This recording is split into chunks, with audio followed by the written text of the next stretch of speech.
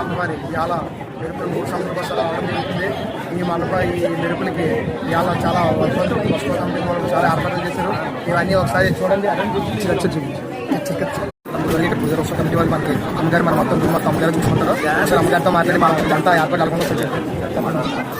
బాధ్యత అమ్మవారి గురించి అమ్మవారు రామమ్మ చంద్రమ్మ రామచంద్రమ్మ అంటే ఒకటే ఆవిడ పుట్టుక కోడిబిల్లో ఇంట్లో పుట్టిన తర్వాత నాన్నగారు తల్లి పోయింది.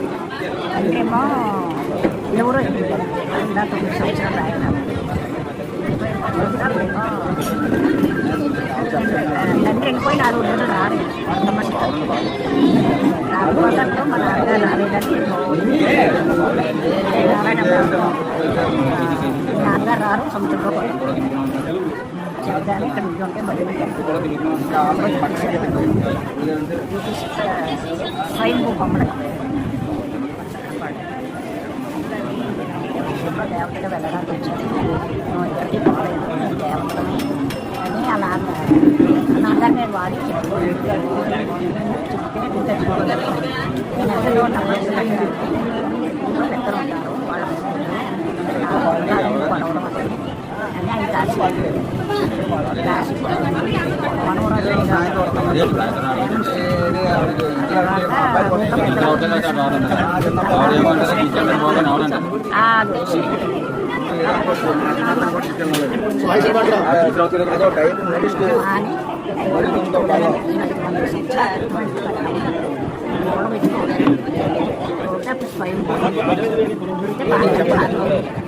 చెప్పండి. 2 సంవత్సరాల పై మేము వచ్చాము. అయితే డొనేషన్తో అన్నదానం వైభవంగా 5 మంది పండుగ అవుతారు. 10 జనాలు సార్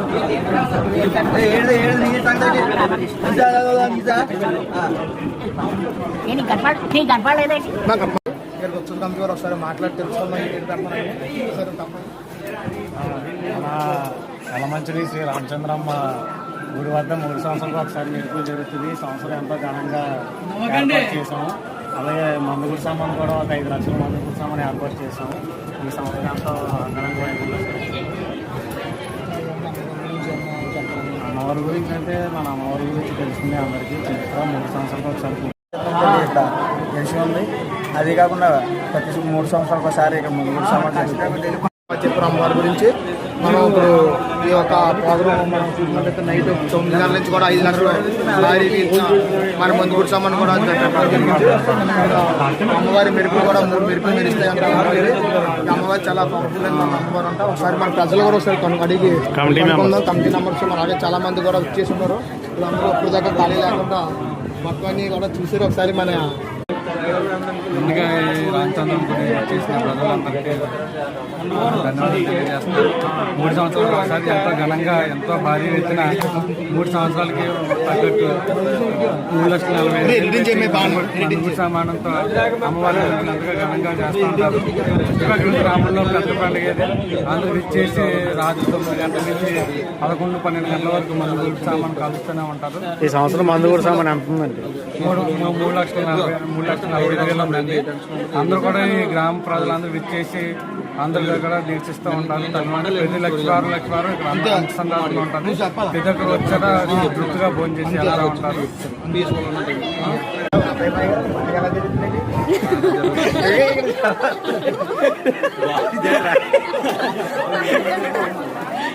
పండుగ ఎలా జరుగుతుందండి?